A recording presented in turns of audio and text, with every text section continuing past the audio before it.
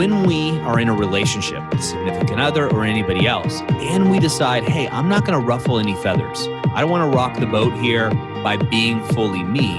Really what we're saying is, I'm not going to shine because I'm too worried that it's going to hurt everybody else's feelings.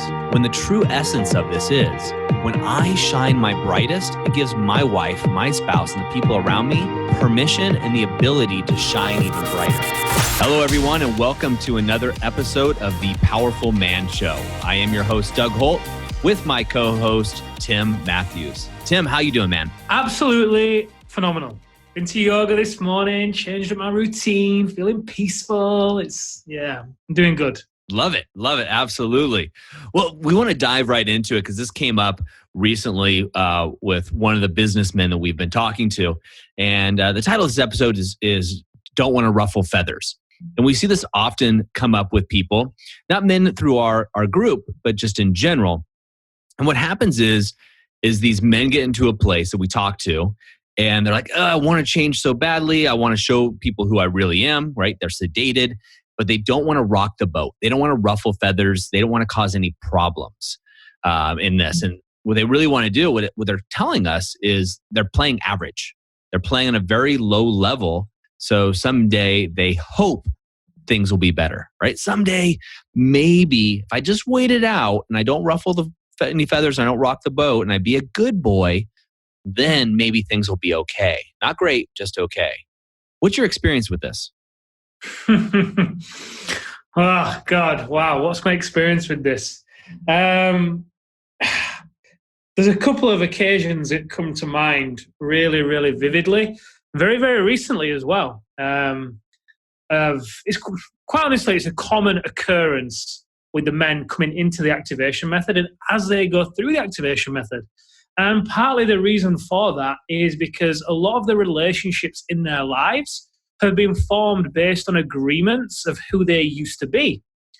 And that could be intentions, expectations, all sorts of different things that feed into what that relationship looks like. And these could be actually communicated consciously or things that, just go unsaid. But regardless, there's a mold that they have created for themselves that they are buying into that is not serving them, and quite frankly, isn't serving the other person either. If it was, we wouldn't be working with them. And what happens is, as these guys go through the process in the activation method and the alpha reset, and they really start to take control of their life and discover how powerful they really are, it's not that they don't want to be in that relationship with that particular person. And, this could be with staff. We've seen it a lot with guys that have built teams within their organizations, and they've brought people into their business based on who they used to be. Different standards, different expectations, and so on, different values in the company. And as they up level, naturally, the values and the vision for the company up level too. So it's not that they don't want to be in a relationship with this person. It could be their wife, it could be the team, it could be the friends, but it is that they want to be in a different type of relationship with this person. And at this point, there's a choice. Dun, dun, dun. And that choice is, does this man continue to honor himself, speak his truth, and communicate his true desires based on what is true for him? And if he does, then there's a choice for the other person in the relationship. Do they want to go there with that person? Do they want to go there with him? They might not want to go there with him, and that's okay. We get so attached to, we can get so attached to the familiarity of how things work. Change can scare people, and that's cool, I get it. But the point I'm making here is, if that person you're in a relationship with doesn't want to go where you now want to go, or does want to go but doesn't quite know how to get there, they're scared, they're afraid, are you going to outgrow them? Are you going to leave them behind? What if I can't grow as fast as him? All these things go through their mind. But in my opinion, as long as the other person shows a willingness to want to be there with you and an appreciation for the journey that you are embarking on yourself and some support for it, then more often than not, it works out because you're both aligned with one major value, and that's growth. And obviously love for one another and for yourselves as well. Because ultimately, if you choose in that moment to not speak your truth about what your new standard is in the relationship, what do you think is going to happen? Do you really think that relationship is going to be able to grow and thrive? That relationship is going to be worse off than before you even came to realize the new standard that you desired, because now you've seen something new. You can't go back. You can't unsee it. So now you're living a lie. And you either start to resent the other person or you start to resent yourself. Either way, the energy in the relationship changes. It's almost like when you cheat on someone and you choose to stay together and you choose to make it work. And, couples do, and that's cool. They do make it work. But the energy is different, isn't it? And the only person that you're cheating on in this instance is yourself. Well, in actual fact, you're also cheating your kids and your family too, because no one's ever going to get the best of you unless you're getting the best of yourself. It's just as simple as that. So, as you were telling me, Doug, before the show, the title of the show and the topic, I was like, oh, this is such a great one, because I see it time and time and time again. It really can make or break you. Yeah, it's so true and it's so interesting. And then as we think about the men and perhaps one man in particular, it's really a case of, hey, I'm going to dim my light to make the other person feel better, which really what you're doing here, and all the men listening to this, I'm sure you can resonate with this on some level. What you're really doing is you're saying, hey, look, I'm not going to be the full me, so I don't disturb you. And what you're really doing in that case is, one, is you're doing what I call the warm up for life. Like, you're not playing in life. Like, you're waiting for life to happen at some distant future and hoping that it'll be okay. Not great, just okay. But you're also having a relationship with somebody that you're trying to protect, or you don't want to ruffle feathers and you're trying to, make everything okay. But that is a false relationship, as you said, Tim. These men now are having relationships. They're in relation with whoever they're trying to protect, or maybe it's themselves, their parents, their spouse, whoever it is. But it's a fake relationship, right? You're now having a relationship with that person's representative. The representative, the person that's representing this fake ideal of the way that they think the other person wants them to behave, right? If I act this way in this social situation, then I'll be accepted and loved. And a lot of us have gone through those phases of our lives. And if we're being honest with ourselves, right? We do this often. Maybe you go to a work party and you're just a little bit different than you would be hanging out with the guys, or hanging out with your spouse, or when you see your parents or your in-laws or whatever it may be. Do you actually put on an altered persona in those situations? Now, to this point, right? Don't ruffle any feathers. And we're talking specifically in an intimate relationship where the man has decided to make a change, and he's opened his eyes, as you said. You can't unsee that. But then he found out that his spouse is scared. His spouse is going through a fear paradigm. Remember, there's two ways to build the biggest building in your town. One is you can build it up and keep building, and other people can help you, and maybe you can help their buildings. The second way is to burn everybody else's building down. And oftentimes that's what's happening. And so what these guys decide to do, and those men that are listening to this right now, try this on as a possibility, because I've certainly done it myself in the past, is we dim our lights, we dumb ourselves down to be in relation, to not rock the boat or ruffle feathers. But what ends up happening is now we have a relationship with those people that we're trying not to disturb, but it's a fake relationship. It's built on a false premise. It's like a foundation of quicksand, because we're not being our true selves. Now, they may like our fake self, but it's not us. So they're not really fully enjoying the essence of who we are. Therefore, and if we're going to keep having a relationship with them, we have to keep faking it and pretending, which is only going to, as you said, cause us to resent ourselves, resent them, or both of us, which then inevitably it leads to a failed relationship, more cheating, or cheating in general, because you are going to be pulled to your true essence, and that's just going to cause problems. Yeah. As you were talking, Doug, I was thinking, there's no way it can end well. There just isn't. If you deny your truth within your relationship, there's no way it can end well. Someone's going to sacrifice.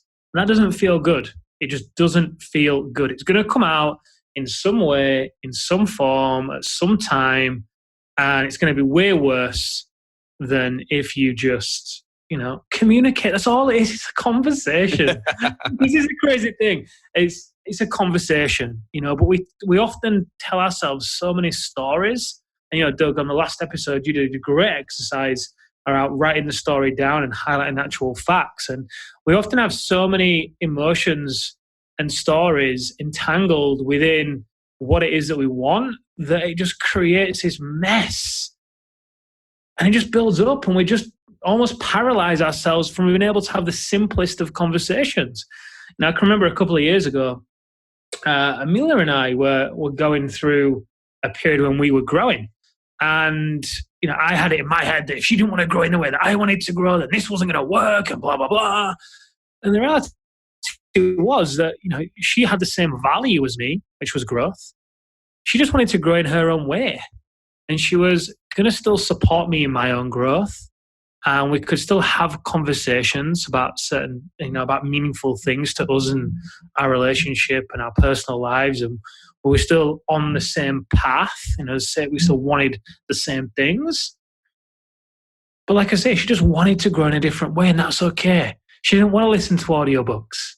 She didn't want to read books. That's not how she likes to learn. She wanted to go to events.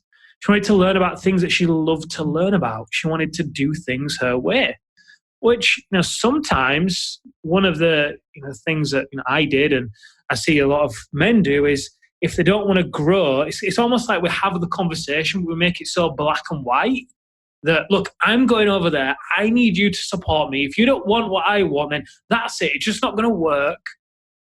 But there's also, a different conversation that gets to happen in that instance.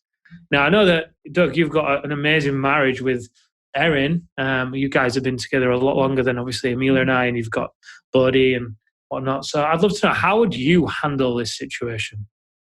Oh, wow. Great question. So let me talk about how I would handle it now and how the old me handled it in the past. I think that's beneficial. It's not like you and I just, arrived here, right? This is a journey for all of us that are, and I'm still on this journey as you are. So how I would handle those situations now is, and again, I'm going to give the credit to my wife. And you're going to hear me say this a lot in this podcast. And she doesn't listen to the podcast. At least I don't think she does. But so I'm giving this not to get props, but the truth. And the truth is she says something often. It's not this or that. And her statement that she would repeat to me time after time and time again, which we now it's a mantra within our home, is I don't live in the world of or, I live in the world of and. What else is possible here? And so when her and I get into that conflict, Tim, of, hey, I want you to grow. I want you to grow. I want you to go to this seminar, or, we're going to have a problem. No, it's and, right? What else is there? What else is possible here? And so we're able to come to kind of outside the box thinking, right? When you look at it, when there's one thing, when there's one choice, you don't have a choice, right? It's one directive, one path that you have to take. There's no choice there. When there's two, that's called the dilemma, right? If it's this or that, that's a dilemma between two things. Again, not really a choice, it's a dilemma. There are always three options. And this is the way that we've operated our marriage and our life for, the past 4 or 5 years. And it's really opened up the door to conversations, opened the door to ways of being. Obviously, we have an amazing lifestyle. We're running companies. I'm coaching. In a little bit, we'll be going to another retreat that we're hosting. It's going to be absolutely phenomenal. And how do I then also support my wife, right? How do I get to support her? And that's the and then. What else is possible? And what else can we come up with? When we use that what else is possible, then all of a sudden your mind starts expanding and opening up to other realms of belief and other realms of possibility. And that's where true cooperation, partnership is able to flourish. Not even just grow, flourish would be the word I would use. Because you really can step into something totally different. And oftentimes in relationships, it used to be, hey, we're either doing this or we're doing that. We're either saving money to buy the house or we're going to go broke. Whatever else it may be, or we can't buy this because of that. What else is possible? right? And that opens you up to a whole different realms of thinking, and to use an overused term, outside the box thinking within your relationships. Hey guys, I had to interrupt this show because I want to talk to you about a case study we put together. It's only 11 minutes, and what we do is we go over and show you how almost 300 men have taken control of their life, have already 4x'd their business revenue, and are having more connected and intimate sex with their partner using the activation method. Now, they're doing all of this without burning down their relationships and without suffering and sacrificing their health. We want you to have this too. So go over to thepowerfulman.com/11, the number 11, and get this right now. It's only 11 minutes, and it's going to show you exactly how these men have done it. All right, let's get back to the episode. Now, backtracking, right? Early on in my relationships, not just with Aaron, just early on in relationships, I would often do what I call dim my light to make other people feel better. So in the case of you and Amelia, right, what you're talking about, or in the case of the, one of the gentlemen coming through, I wouldn't want to ruffle feathers. And I would do this in business too, Tim. So I would go into a business situation, and if I knew a lot more than the business owner did, going in as a consultant, and I knew they felt insecure about that, what I would do is play dumber. Right? I would make fun of myself, use self-deprecating humor, and really put myself down and put them up to make them feel better, right? And the idea I would do this behind was to protect them. It wasn't to sell them something or anything else. I really had an innate desire to protect people, and I still do today. And one of the ways I would do that, though, is I would lower myself. I would do this in athletics. I do this all over the place. Lower myself to let other people shine. Right? I've been doing this all since I was a child. It went in well into my 30s, early 30s, before I really made this shift. And what I realized is, someone told me, again, my wife, and this is before we got married, she said, what you're doing here is you're enabling people. By playing small, by playing average, by not playing all out, you are making it okay for them not to grow. You are enabling, you are preventing their growth and their expansion. And when I let that sink in, Tim, that hit me like a ton of bricks. I mean, I was like, wow. At first I resisted it, but then when I really stopped and thought about it for a while, and thought about a situation that happened to me at the time, where I was actually working with an employee, and the employee's confidence was really low, right? They were a star, but they were really low. So I just be like, hey, it's not your fault. And, really, I make mistakes all the time. And I was going through this whole thing and finding myself there. And what I was doing was giving them permission to not play full out. Now, when I stopped doing that, when I started just going full out, just letting me be me, letting my intelligence, my light shine, all the things that I'm great at, what happened, Tim, was the people around me, it gave them permission to go even further, to shine even brighter. It did not make them feel bad. Some people, it made them feel bad maybe for a little bit, but some people it inspired. Some people it actually gave them permission to raise the bar in their own life, right? And we talk about this internally with our organization, the Powerful Man Movement. We're out there changing men's lives. And we're like, we had this internally with our whole executive team. We said, geez, guys, where do we want to be 2 years from now? How many men do we really want to impact? And who do we get to become today to make that happen? When we did that, the bar raised, right? What else is possible for us to be able to serve men at a higher level? Now, fast track, take this all the way back to what we're talking about originally within relationships. So when we are in a relationship with a significant other or anybody else, and we decide, hey, I'm not going to ruffle any feathers. I don't want to rock the boat here, cause any drama or what have you by being fully me. Really what we're saying is, I'm not going to shine because I'm too worried that it's going to hurt everybody else's feelings. When the true essence of this is when I shine my brightest, it gives my wife, my spouse, and the people around me permission and the ability to shine even brighter. When I'm in the presence of somebody that is at their essence, just killing it, they're doing everything in life. They're radiating love. Even when I'm down, and we dip, we all do, right? Everybody listening to this goes through ups and downs, and I don't care who you are, you do. right? But when I go down and I'm around somebody who's shining brightly, what does that do to me? That lifts me up. That raises me. It doesn't make me feel like there's huge disparity and, oh my gosh, I'm not there. No, no, no, no. It raises the bar. And so by lowering ourselves, by going average, by not ruffling the feathers, by not having that conversation, which you know you need to have, and you know which conversation, everybody listening here, you know which one I'm talking about. There's a conversation that you need to be having. By not having that conversation, really what you're doing is keeping those people around you down. You're letting them down. By not playing full out, you're giving them permission to play small and not grow themselves. By growing yourself, by having those conversations, by living in a world of possibility, about really going after who you really are and letting really your colors shine, who you are really shine, you're giving them permission to do the same. And that's a true gift in a relationship. That is unconditional love. Wow. I was hoping that wasn't going to end. I felt like I could talk forever, but I just got kind of possessed by that topic. So I'm so passionate about it. Yeah, I loved it. I loved it. So here's a question. Here's probably the final question. How do you do that? How do you let your life shine? How do you let your light shine so bright without then getting into saving the other person? Great question. And another one that took me a while to understand. So let's use you and I as an example. We're in a relationship, right? For example, maybe this is a bad example, so maybe I should back up here. but let's just use my wife, right? And I, which is probably going to get me in more trouble. But if I'm going, hey, look, I'm going to shine. Like I'm going to be all of me. Now you know me, I'm quirky. I like to make jokes all the time. I'll take a serious situation and make it a joke. I like to laugh and I like to make people laugh. That's who I am. And in business situations, for example, that's not always called for, theoretically. Although when I do it, I actually get closer to the people that I'm doing business with on a personal level, which makes I do business with them longer.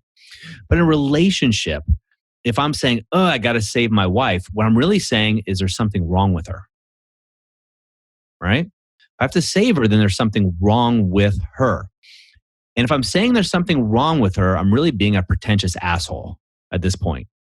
I'm saying I'm better than you. You need help. I know what the answer is for you. You should just listen to me. That's really what that person's saying at that point, which is bullshit. Total and complete bullshit. That is your ego talking to you. How do you know? How do you know what that person needs? How do you know what's better for them? They are on their own path, their own journey, right? I'm sure they can look at you and say, you know what? Here are 10 things that you can do right now to improve. We all can, right? We all can. When you're trying to save somebody, you're really just saying, I'm better than you and I know better than you. So let me do it for you. You're not giving them the opportunity to grow. Now, having said that, I think there are ways of being that you can move the needle, right? So for example, this is totally not true. My wife is incredibly fit. You know, she's a strength coach. She's a life coach, among other things. But if she was not healthy, the first thing I would do instead of saying, let me save you, you're going to the gym, you're going to eat healthy. No, I show her by example. I love her even more. I go to the gym, work out. I create opportunities for us to do things active together. I cook healthy meals without saying anything about it. I eat healthy. I show her the path through my example, not through trying to change her and not through my words.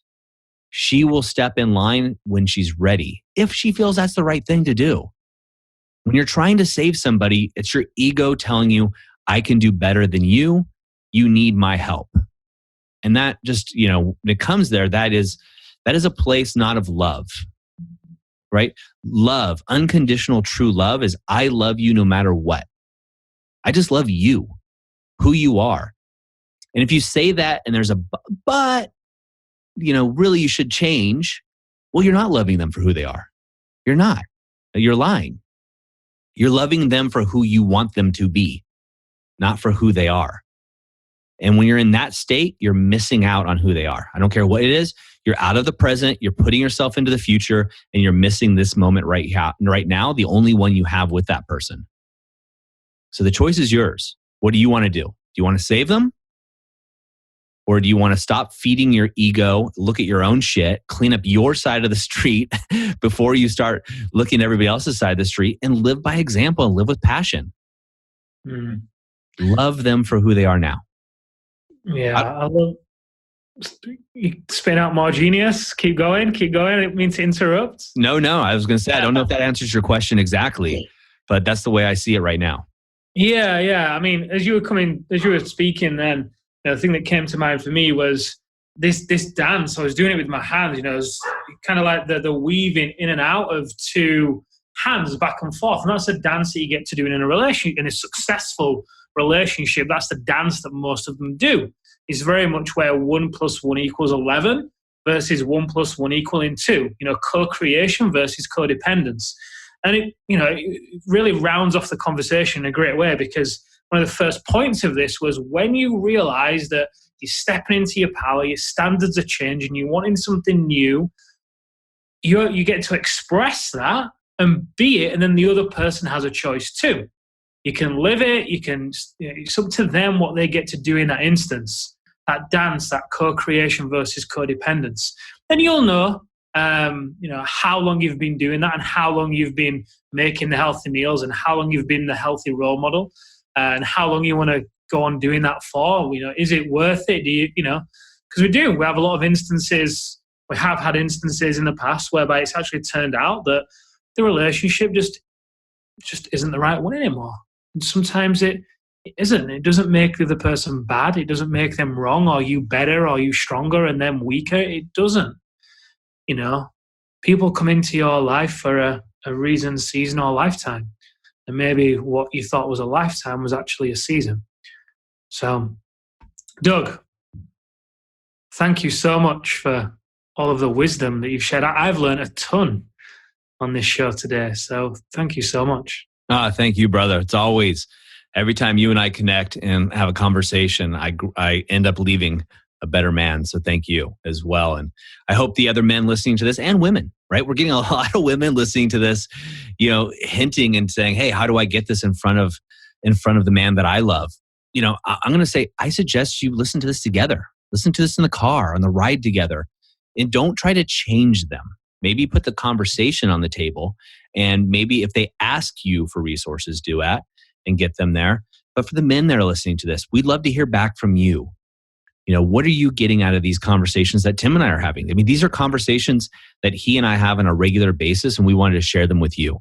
And we'd like to know what you're getting out of this. So reach out to us. Go over to thepowerfulman.com and hit the contact button and reach out to us and let us know what you think. We'd love to hear from you. Yeah, we would. So Doug, thank you very much. It's been an absolute pleasure, an honor, as always. Bring on the next show. All right. We'll see you guys until the next show, and have an amazing rest of the day.